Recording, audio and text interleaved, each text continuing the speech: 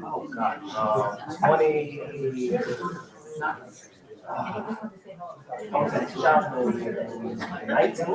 Same year as me, though.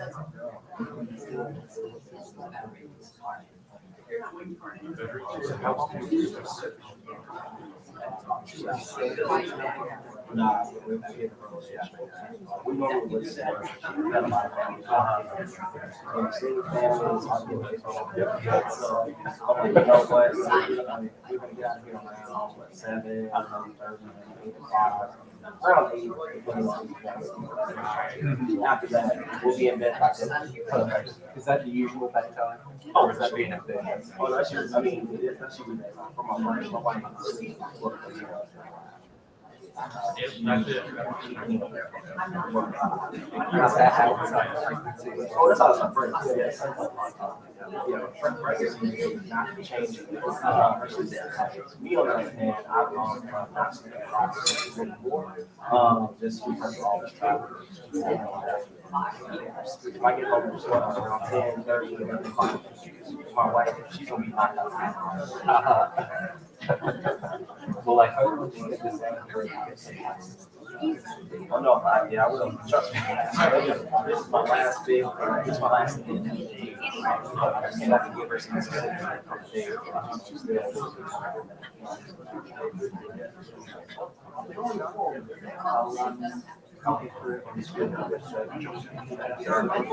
Thank you so much.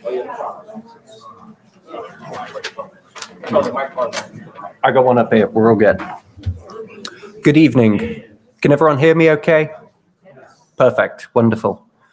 I'm Dr. James Brooks, Melanie Trent DeShutter Library Director here at the Virginia Museum of History and Culture, and I'm delighted to welcome you to this evening lecture. We wish to acknowledge the generosity of former trustee Anne Worrell, who endowed this lecture series in honor of our former president and CEO, Dr. Charles Bryan. Of course, we meet this evening during Black History Month, a month in which we celebrate achievements by African Americans, calling attention to their pivotal role in American history and society to this day. While we contemplate their triumphs and endurance this month, we must also understand that there are few aspects of our collective history that can be studied without recognizing the contributions and roles of Black Americans, and that appreciation of this fact cannot be confined to a single month on a calendar. Before we get started with tonight's program, I just want to let you know about one upcoming event. So on Tuesday, 13th of February, tune in for our next edition of Movie Myth Busting, for which the VMHC will be hosting a discussion of the 2017 film Marshall, which tells the story of Thurgood Marshall, the crusading lawyer who would become the first Black American to serve as a Supreme Court justice. And just before we get started with tonight's program, can I please remind you to either switch your mobile phones to Do Not Disturb or put them to silent, please. Tonight, Dr. Marvin Chiles joins us to discuss racial reconciliation efforts in Richmond following the civil rights movement of the 1960s. Indeed, Richmond was a national leader in these efforts, with residents, business leaders, and public history organizations working to fix Richmond's economy and public history scene to overcome its past reputation and the realities of racial strife. And yet, this movement unintendedly opened past wounds, emphasizing racial gaps in wealth building, housing stability, and educational achievement. Here to talk to us about this subject tonight is Dr. Marvin Chiles. He serves as an assistant professor of African American history at Old Dominion University and has published numerous articles, including in our own Virginia Magazine of History and Biography, that explored attempts to reform Jim Crow law in Richmond between 1930 and 1954. This article won the Rachel Award from our institution in 2021. Marvin has conducted research to support his work in our own archives, and indeed, he is considered a friend of the library and, of course, of the VMHC more broadly. Tonight's talk is drawn from his first and recently published book, The Struggle for Change, Race and the Politics of Reconciliation in Modern Richmond. Please join me in giving a warm welcome to Dr. Marvin Chiles.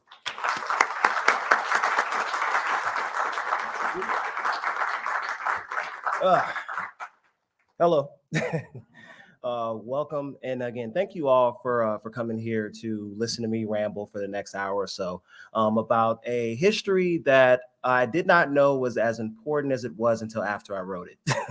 Right. And so the first thing I will say is that I will, one, give thanks to the Virginia Museum of History and Culture.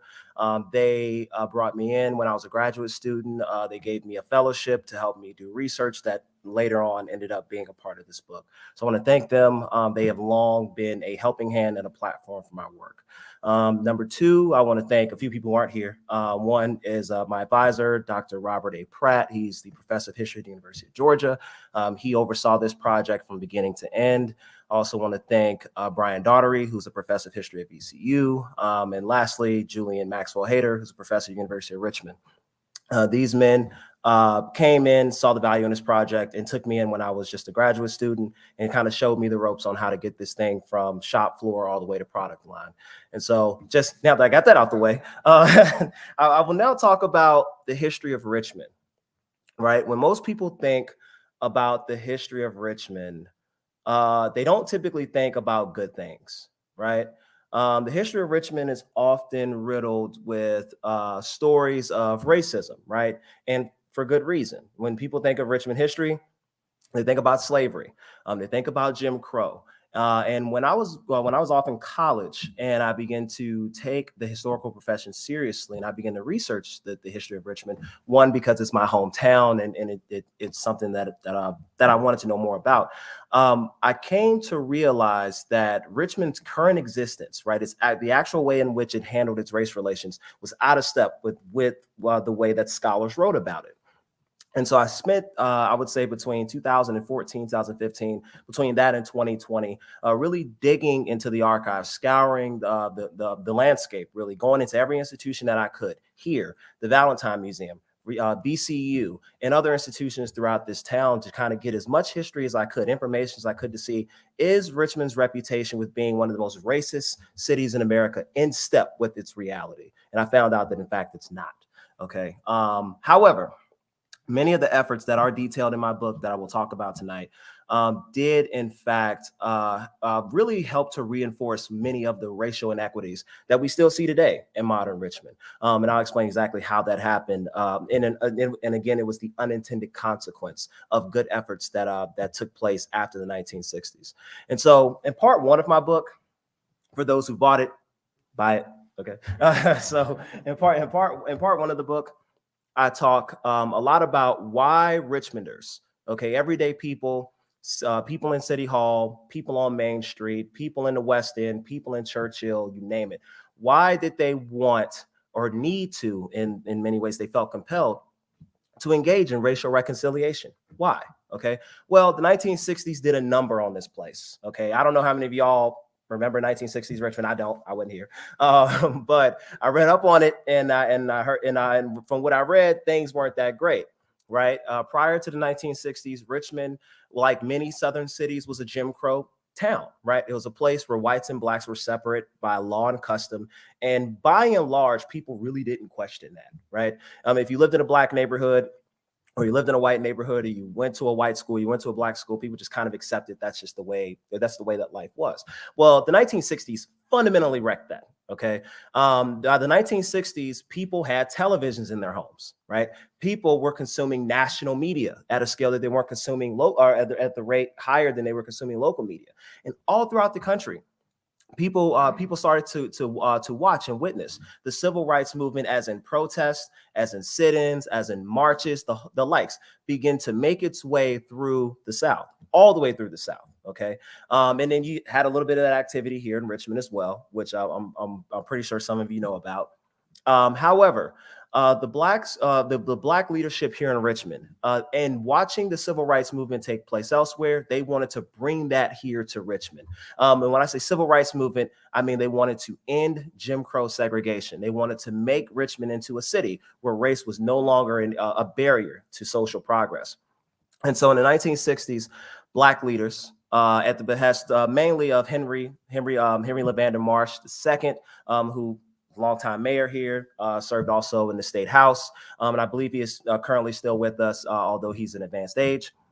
Henry Marsh and those who worked with him tried their best to infiltrate City Hall. That was their big thing in the 60s. Infiltrate City Hall, as in gain elected office. Okay, gain elected office. And why did they want to gain elected office?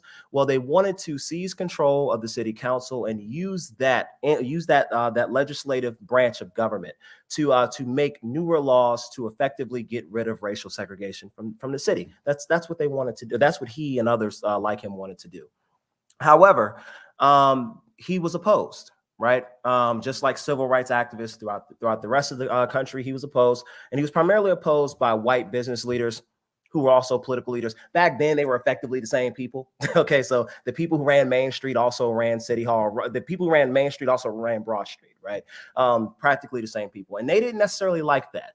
Okay, for reasons I'm pretty sure you guys can understand. And so, as Henry Marsh and those like him begin to make a play to control the city council, white business leaders and white political leaders, they began to enact what was already a long-range plan to turn the Richmond suburbs, we're talking Henrico County and Chesterfield County, into one large metropolitan area, one large jurisdiction. And again, this had been something they had tried for years before, but by the time you get to the 60s, there's no bigger need for it than now. Main reason why is because if they added the suburbs into Richmond's jurisdiction, it makes it all one city. You have an overwhelming white majority who will continue to vote for white city councilmen in perpetuity, right? That was the idea, is that you're able to prevent racial changes through consolidating the suburbs into the city. Okay, simple as that. However, well, the courts had something to say about that, right? The federal courts, at first kind of ignored it, but eventually the federal courts would step in. But for a small time, we're talking January 1st, 1970s, when an annexation did take place. Richmond was able to purchase some land southwest of the city in what was formerly Chesterfield County, and now is to this day part of Richmond. And in doing so, they added around 50,000 white middle-class people back to the city as residents, people who had, years before, in some cases months before, picked up and fled the city. Well, now they're roped back into being city residents. Well, less than a month later, in fact, Richmond undergoes a civil rights lawsuit. Wasn't the first, wouldn't be the last. But this lawsuit was one that was aimed at city schools for maintaining segregation. And in the process, the Richmond School Board not only complied with the courts, they worked with the courts to assure that city schools would get rid of segregation and they would begin to integrate schools across the city. But the people who would be most tasked with integrating those schools, as in white students going to previously all black schools, will be those in the recently annexed side of Richmond. Okay, the 50,000 or so white, or 40, it was around 40, between 45 and 47,000. When I say 50, it's a round number, but around 50,000 middle class whites who were just recently added into the city against their free will. Right. And so all throughout the early 1970s, we're talking from 1970 to 1975, Richmond's racial issues are platformed at a national level. They're in national newspapers. We're talking the Washington Post, the New York Times, you name it. And it's because the city itself is constantly in and out of court over issues of the annexation, over issues with schools, and it gets really, really nasty. In fact, much of the anti-busing boycotts or anti-busing protests that you see in modern America today, like we're talking videos and pictures you see online, a lot of that came out of Richmond. It came out of the Richmond area. And Richmond's what people call then subtle racism really bubbled to the surface. And so by the time you get to 1975, 75, 76, 77, Richmond as a city began to get a better handle on these legal issues. For one, the federal courts began to back off. The city of Richmond did get to keep the land that it annexed in 1970. However, the Richmond area was effectively divided by race in ways that it wasn't even done during Jim Crow. While segregation was legally finished by the time you get to the late 70s, early 80s, the Richmond area was a chocolate city. It was defined by a chocolate city and a vanilla suburb. In the interior of Richmond, you had the area's poorest and blackest people, and on the outskirts, we're talking Chesville and Rico, the area's whitest and wealthiest. And this is what defined Richmond, not just internally, but to the rest of the country. Okay, and so that's part one of the book. But you better still read it, even though I gave you the cliff notes. Okay, all right. So part two of the book, I talk a little bit about the first ever racial reconciliation measure undertaken by city residents and why they chose to do it. Okay, and so you have a majority black city surrounded by majority white suburban areas. And the only time that the two interact primarily is when the middle class whites go into the salt mines, as I like to call it. They go into Richmond, work their job, take their income, and take it back out to the suburbs, go live. Okay, this is a normal function of Richmond life for most of my life, and it was especially true back then. However, things happening at the national level forced Richmond to have to change the way that it did business. And those things mainly would be the election of Jimmy Carter and the election of Ronald Reagan, and the nation's economy shifting heavily by the time you get to the late 70s and early 80s. What's happening nationally? America's deindustrializing. Okay, prior to the 60s and 70s, most middle-class people in America were blue-collar middle class. They worked in a factory, they worked along a port, and they were able to make a decent, what we would now consider middle-class salary and live a middle-class life. That's slowly dissipating by the time you get to the 70s and 80s. Manufacturing is getting offshore to Latin America and later Asia is practically what's been happening for years at this point. But it starts then, okay? And so in the process, there's a new wave of middle-class jobs hitting American cities, and that new wave of jobs is in the bureaucratic, managerial, and administrative middle-class corporate headquartering. Right, so effectively downtown offices for major corporations in which you have hundreds of people basically pushing paper. Right, we're still kind of in this economic phase today, although AI is doing a number on it. And if you've lost your job because of AI, I'm sorry, but no, like this is where that phase of American economic history was. Most Americans who were middle class were now entering into a white collar environment. And so cities like Richmond were in danger, right? Richmond was a manufacturing city. That's what it had been for a long time, even during the days of slavery. And so Richmond leadership, we're talking elected leadership who are now majority black by the late 1970s. They are in danger of the city going flat broke. Okay, manufacturing firms are leaving, and what are they going to replace it with? Same thing with those on Main Street who once controlled City Hall. Now they don't control City Hall. They just still control Main Street.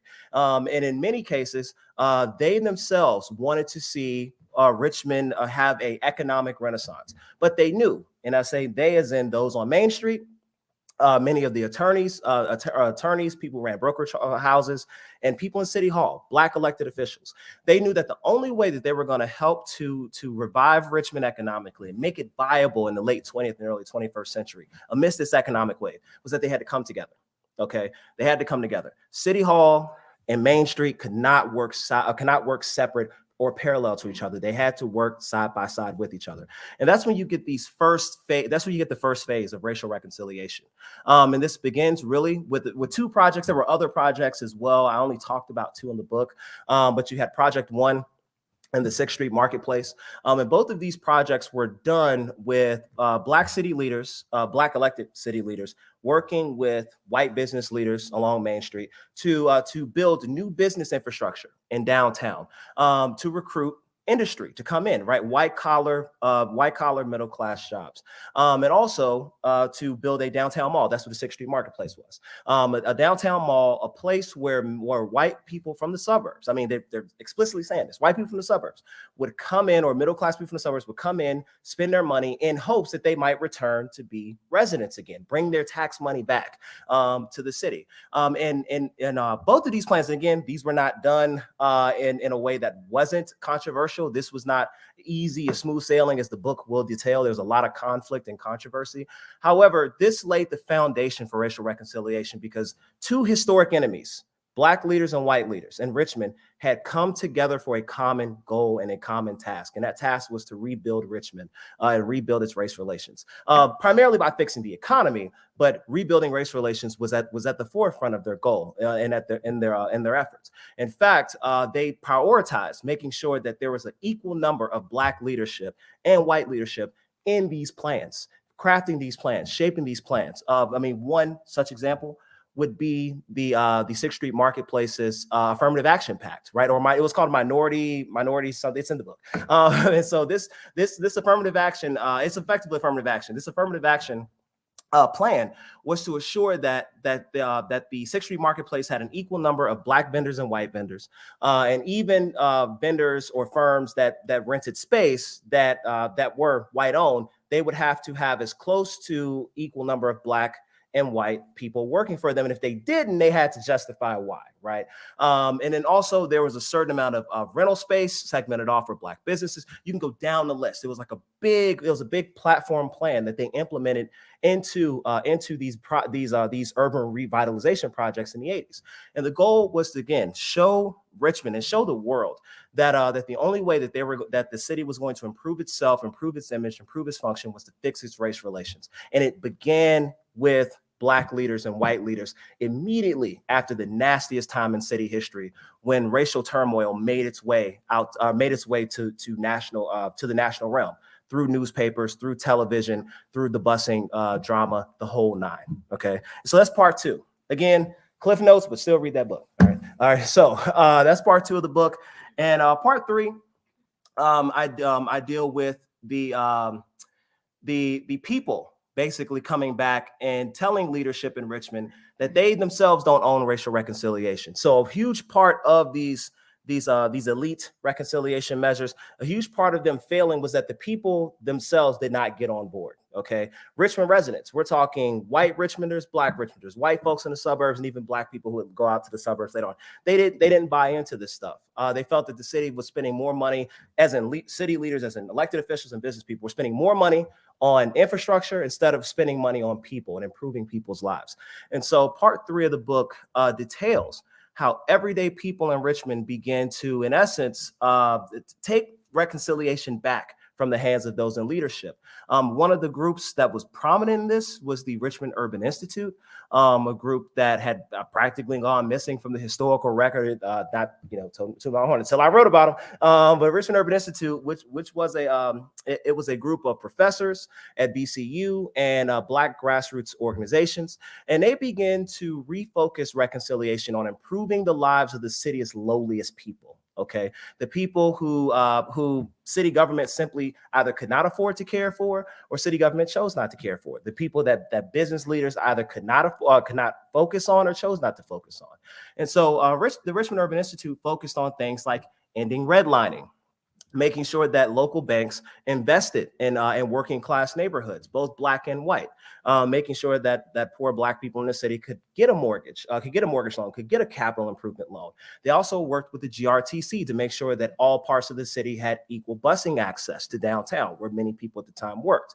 They, as in the Richmond Urban Institute, went into the poorest, blackest areas of Richmond and created makeshift job care or child care services. So many of the people who lived down there could afford to work longer and provide for their families and not have to worry about where their children were going. They were doing great work. And again, this Richmond Urban Institute was like the efforts done by business leaders, done equally between blacks and whites. Both black and white people occupied the institute and ran the institute on an equitable scale. And again, doing this to promote reconciliation through improving the lives of everyday people in Richmond. And so those are just a few things that they did in the 1980s. And in the late 1980s, they really petered out of existence by 1990. But with the Richmond Urban Institute effectively going away by 1990, their reconciliation model, that of focusing more on people instead of on institutions and the economy, that doesn't go away. So you have one neighborhood group that sprang up by the early 90s that was the Hope in the Cities. This was a group that came out of the Caroline neighborhood, not too far away from here. Anybody know what Caroline is? Caroline neighborhood. Okay, yeah, I don't know if some of y'all live in the Caroline. Some of y'all may be familiar with this group. But this group came out of the Caroline neighborhood. Robert and Susan Corcoran, who longtime residents in that area, they just recently moved like a few years ago. They helped me a lot with getting the information for this book. But that group came about really in the early 1990s with an agenda to put black and white Richmonders and they're talking everyday people into everyday conversation about city affairs and city life. And they were very successful with this. And they would do it through potlucks, right? So like neighborhood groups coming together and sharing food and just talking. I mean, just normal everyday stuff we wouldn't think about. And so one of the things that they did spur was local institutions like this one, the Virginia Museum of History and Culture, then the Virginia Historical Society. I still call it the VHS. I don't care what they say. So the VHS, the Valentine Museum.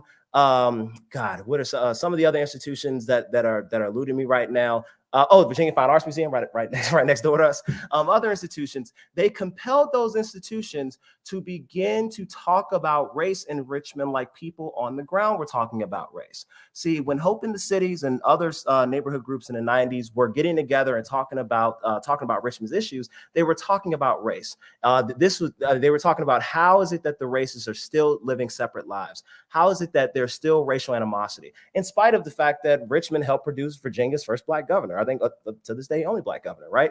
And so local institutions took that seriously, right? They took that seriously, that everyday people in Richmond were getting together, blacks and whites. And again, these were not very powerful people getting together and trying to better understand each other and better understand their racial history. So they began to produce that within their institutions. Like they begin to produce exhibits about slavery, exhibits about Jim Crow. They also begin to employ groups to come in and put on exhibits about the city's history with slavery. The Museum of the Confederacy, which I believe now is shuttered, right? That institution brought in Black historical groups as well to come in and talk about the history of Jim Crow, the history of slavery. And it later led to obviously some hallmarks or some accomplishments, like the putting up of Arthur Ashe on Monument Avenue, which many people nationally thought was a spontaneous moment. No, it was actually the product of long-held discussions within Richmond about its race relations and how talking about its history could actually produce positive outcomes. You have that. You have the production of the results, that being of the American Civil War Museum. Sorry, I was thinking Tredegar. I know it's not Tredegar anymore, but the American Civil War Museum, which came about because Richmonders wanted an institution that could better interpret and talk about its Civil War history, its lost cause history. And so local neighborhood groups spurred institutions like this one and others just like it to begin to re-examine Richmond's history with race and put it out there to the public in a way in which they could see that Richmonders were not completely blinded or completely hampered by the racism that had long separated them. That racism being Jim Crow and slavery. And so, but with that, with those efforts taking place, Richmond has had to deal with the unintended consequences of all that positive good going on. Okay, so as Richmond has improved its race relations throughout the late 1980s, 1990s, going into the 2000s and 2010s. I'm pretty sure y'all have noticed a lot of people started moving here, right? A lot of people, a lot of businesses moved here, and a lot of it is because Richmond's reputations improved. I can tell y'all, I've looked into the past, okay? Richmond had a hard time for a long time getting industry to come in, primarily because of the perception that it was a very racist city. If you run a corporate headquarters, or if you run a corporation, you want to bring a headquarters or a branch here to Richmond, for a long time, people wouldn't do it because they were afraid, if we hire some black dude out of Cleveland, Ohio, will he be able to find a decent house and make a life here in Richmond? And for a long time, people believed that wasn't the case. Well, that was no longer the case by the 2010s. Okay. And so Richmond has received a massive influx of people over the last decade or so.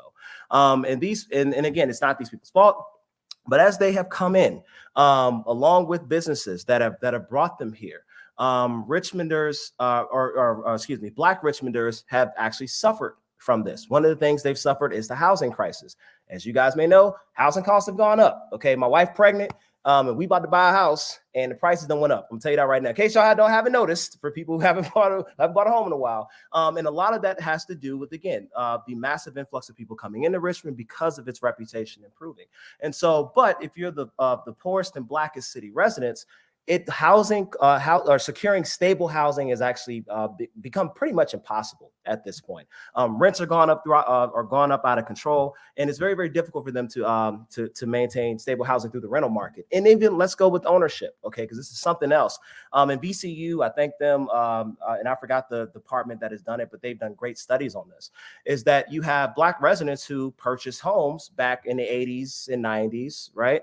And their homes are paid off. However, if taxes go up, they can be taxed out of their house effectively, right? And then they're pushed out of neighborhoods that they were trapped in economically for years before. And that's been a huge problem, right? So the issues with Black access to affordable housing has actually gotten worse. Also, the jobs that have come in the 2010s, most if not all of these jobs are in the knowledge-based economy, okay? Meaning you got to have a college degree, or you have to have something or skill sets equivalent to that in order to get in and compete for those jobs that's going to afford you a middle-class life.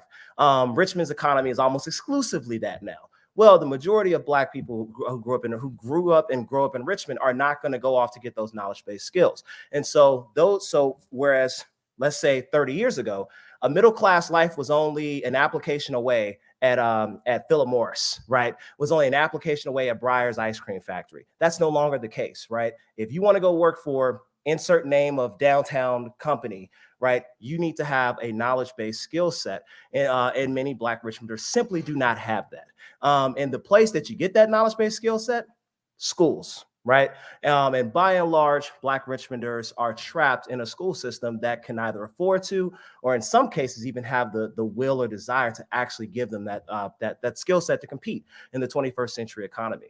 And so as Richmond has improved its race relations, Richmonders have gone out of their way to fix racial division and racism in the city.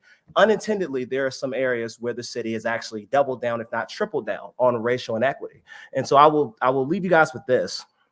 And that is that Richmonders were really at the forefront. And I didn't say it before, but I'll say it now. They were at the forefront of American cities actively and going out of their way to fix race relations through economy and public image. They were doing it when not even Atlanta cared to do it, when not even Charlotte cared to do it, not even when DC cared to do it. And they did it, and they did it effectively, and they did it very well. So well that other cities began to copy what Richmond was doing. If you need to know about that, read the book. Okay. That was Richmond's contribution to racial reconciliation in the 20th century. I dare to say that if Richmonders want to continue that legacy, they have to take it further into the 21st century by trying to really create a competitive environment where being born Black in Richmond statistically doesn't mean that you're probably going to end up working a job that's not going to afford you the ability to own a home or create a middle-class life for you and your family. So thank you.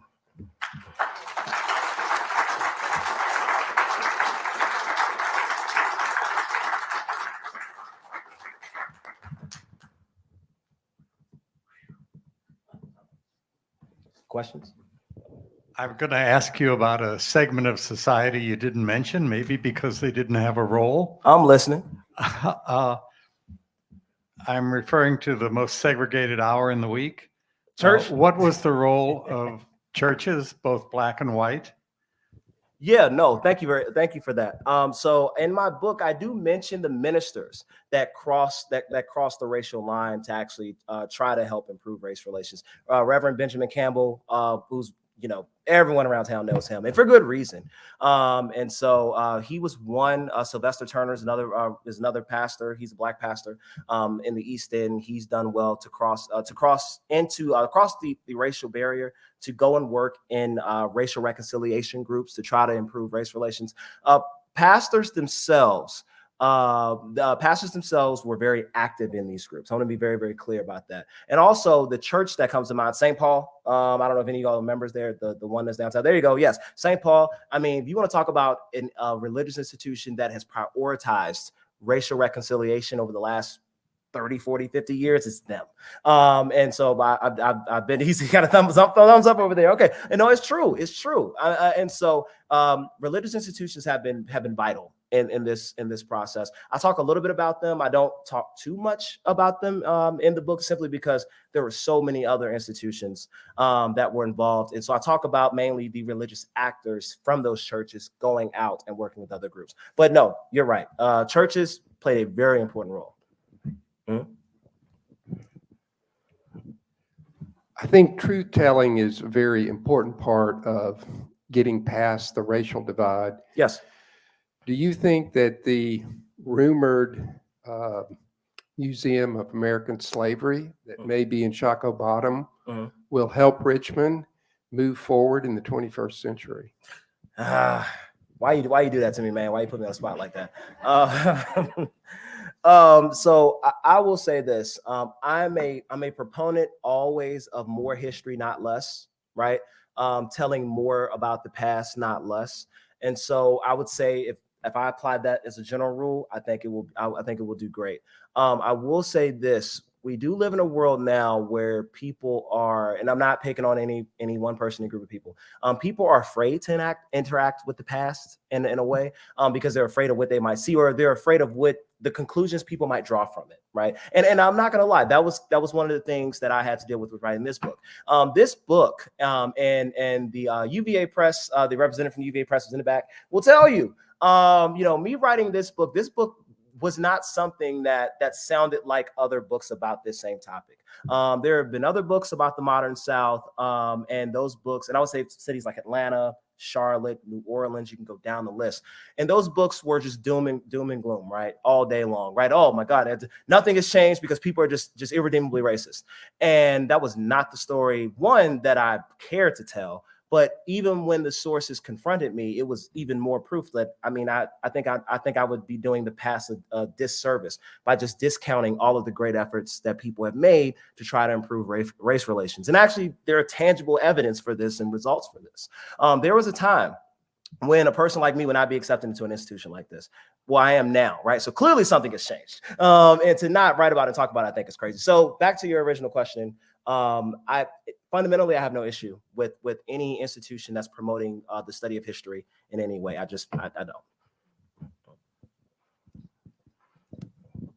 don't. Being Virginian, I really enjoyed the history of the matter. Yes. And especially since I lived most of it when having arrived in Richmond in '68. So I saw a lot of that. But I'm more interested in going forward. And I was hoping that we would talk more about that because I have a concern. I'm listening. I think we have hit a stumbling block. And I think I noticed that Black Lives Matter seems to be maybe a stopping, and we're going back a little bit. And I'm saying that from talking to both my white friends and my black friends that both feel, that on the one hand, the blacks seem to have some resentment because of that. And the whites, I think, have resentment too, because I'll give an example, just speaking for myself. We had the taking down the monuments. Yes. Was a very emotional thing that could have been done correctly. Right. There was a method. If we had had a vote on it, I think that it would have carried. Then nobody could complain because it was the people speaking. But instead, we had a mayor, and I'm going to editorialize, who did not have the courage to stand up. You know, he let the riots, and I'll call them riots, the Black Lives Matter riots. He was scared, and he would not carry out his duties. All he had to do is say, okay, we're going to put it on the ballot. And job done, solution. Okay, so no. I mean, you do raise a great concern. Thank you for that. And the concern you do raise is, what do we do going forward, given that we have the information that we have, right? And so, I mean, I don't know if any of you all have seen the documentary about taking down the monuments. And so I was in it a while ago. That was back when I wasn't myself pregnant. Right. And so, back when my head was fully clean. Right now I got a little, bandage on it. But no, we talked about a lot of things in that film, and I thought it was very well done. However, I will say this, and this is to directly address what you're referring to. I don't think anyone, whether you agree with, say, taking down the monuments or keeping them up, likes the weaponization of history against opponents. I hope that makes sense. I don't think anyone likes that. That's a very, really nasty thing. And it has consistently happened over the last 20, 30 years, more consistently now than it has in the past. And so I would say going forward, I do think that historians, people like myself, we have an ethical duty. If we're going to write about the past, the recent past, we need to make sure that we're doing that in a way that what we're doing right now, engaging the public about it. Because if you do that, I think it tends to moderate some of the worst results of that. That could be like, say, when the mayor took down the statues against, I think it was against the court order, if I'm not mistaken. I could be wrong. And there are a lot of people in town that said, hey, like you said, go through the process, do it the democratic process, or go through the democratic process. But that didn't happen. And I think the result of it not happening does generate resentment for that process. And so, yeah, I'm with you. We since we know about the recent past, and not just my story, but other stories, people who say disagree with me about the nature of race relations. Bring it to the public, talk about it with the public. And if you do want to go back and address something like monuments, make sure the public is heavily involved, especially considering it is their city, right? You guys actually have to live here and have to live with the result of it. And so I hope that addresses your question and your concern, because I feel you. I do understand that.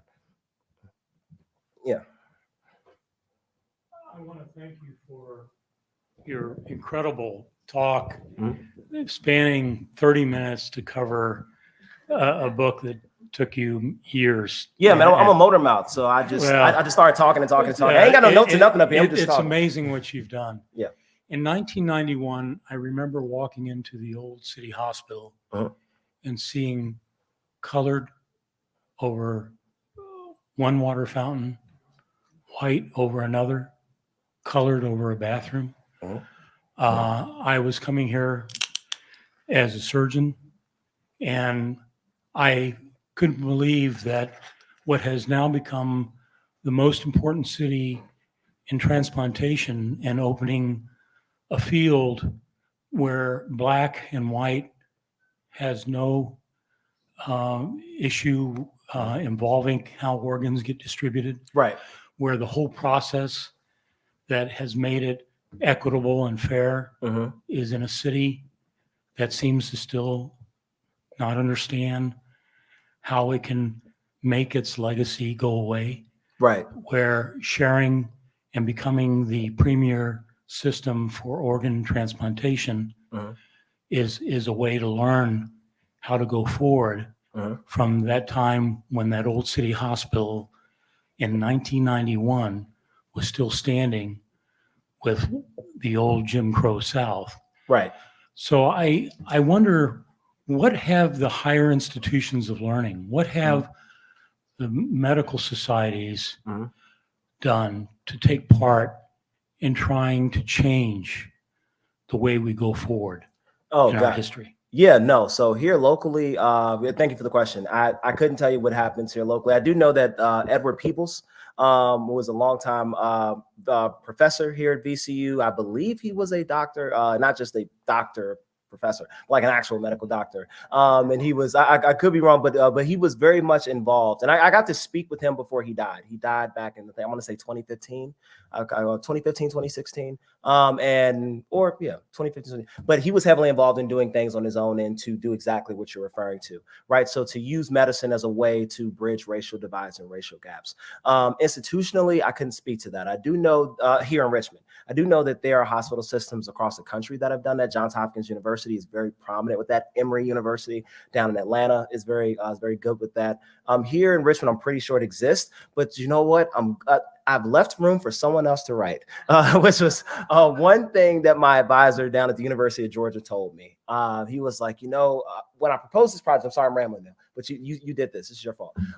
So when I proposed this dissertation, I said, man, I want to write this big grand history of racial reconciliation everywhere, yada, yada. And he's like, son, you will be here forever if you do that, right? You need to leave some room for other people to write. And then Julian Hayter at the University of Richmond, he said the same exact thing. He's like, don't be greedy, right? He's like, don't try to write everything. And so what I'm saying is, I hope that there's someone that is able to at least follow up somewhere down the line, even if it's 100 years from now, I don't care. That continues the history of racial reconciliation, because I'm gonna tell you, it wasn't a hot topic when I was going through grad school, but hopefully more people will write in that vein and address things like the medical community and their contribution. Hi, What's I up? moved here this summer from Minneapolis, Minnesota, who is in the throes of their own issues and getting through things. So it's interesting, just when you mentioned education has become a critical piece, or always has been. Why did education, was it forgotten? Why doesn't education come along with racial reconciliation? Because it's such a critical thing and it's missing in so many cities and so many areas. Yeah, no, that is a great question. So I will refer back to the editor of my book, Nadine Zimmerly, who's in the back looking at me. And she mentioned this to me while writing the book a while ago. She said, because I talked about schools in part one, and then I didn't talk about them until the end.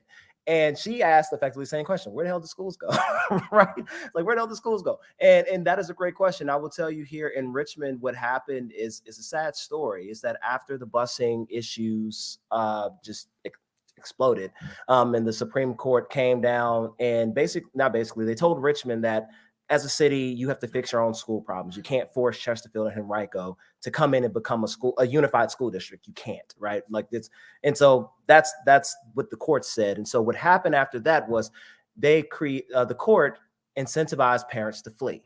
Okay, because now they knew that if they moved to Chesterfield and Henrico, they no longer had to deal with city schools in any capacity, whether it was racially, economically, from a competence standpoint. They didn't have to deal with it. I could just go to Henrico, Chesterfield, or if I love my beautiful home in the North Side, or I love my beautiful home in the West End, I could just send them to private school.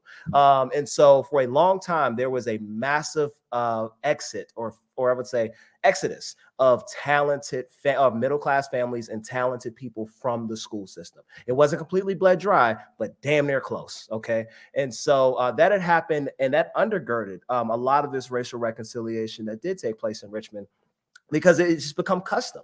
Even when I was coming up here in Richmond, it had become custom that if you moved to Richmond from elsewhere, or let's say you moved and lived in the city, by the time your wife got that baby bump, it's time for y'all to get the hell out of here and go to Henrico and Chesterfield, or start picking a private school. And people could think about two things at once, in a way, to where it was like, I want to do the right thing racially, but I also want my kid to go to the best school possible, right? And that's how you get it to where a school system just was for years reeling. I mean, it was so bad to where when the city council would do these master plans, I mean, master plans would admit, oh yeah, this sector of Richmond's going to improve, this sector, but schools are just not predicted to improve. I mean, they were just flat out saying it, like, yeah, there's no chance, because residents just would not send their kids there.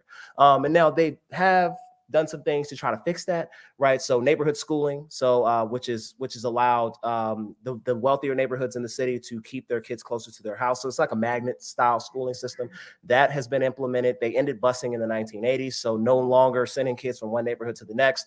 But it hasn't helped, because once kids hit middle school or high school, parents are just picking them up and moving them, right? And so I do know there are definitely plans now in place to try to fix that, but I think that's going to be the hardest thing for Richmond to fix, is schools, because although there have been progressive plans for the economy, progressive plans for housing, and I think Richmonders are on board with all of that, it's tough to knowingly send your child to a school that's not going to prepare them for the 21st century. That is a tough proposition for anyone, regardless of race. And so, yeah, I hate to be that person, but the answer is it was customary, and I don't think that's going to change anytime soon, unfortunately. Who's working on that, and what are they doing? Oh God, the superintendent's working on it. And I don't want to be will quote him wrong, but I do know the superintendent and the school board are working on a plan. They have been working on plans for the last couple of years, and so they tried to change the elementary school zones. That was one, and again, I'm butchering it, but that's one of the plans. But it's mainly the superintendent and the school board are working on plans to try to one, keep people from fleeing the school district, and two, to make the school district attractive for people to put their kids back in it. And so I don't know where the plans have gone. I mean, I stopped writing this book last year, so but that was what was going. Are you telling me that city government is inefficient? Is that what you're telling me? You're telling me that tax funded institutions are not prompt and not getting things done in a timely manner? Ma'am, if that's what you're telling me, sadly I'd have to believe you. Yes. Yeah, right. Yeah. But any other questions or concerns? Y'all got me here now, so might as well. No? Okay. Well, that's it.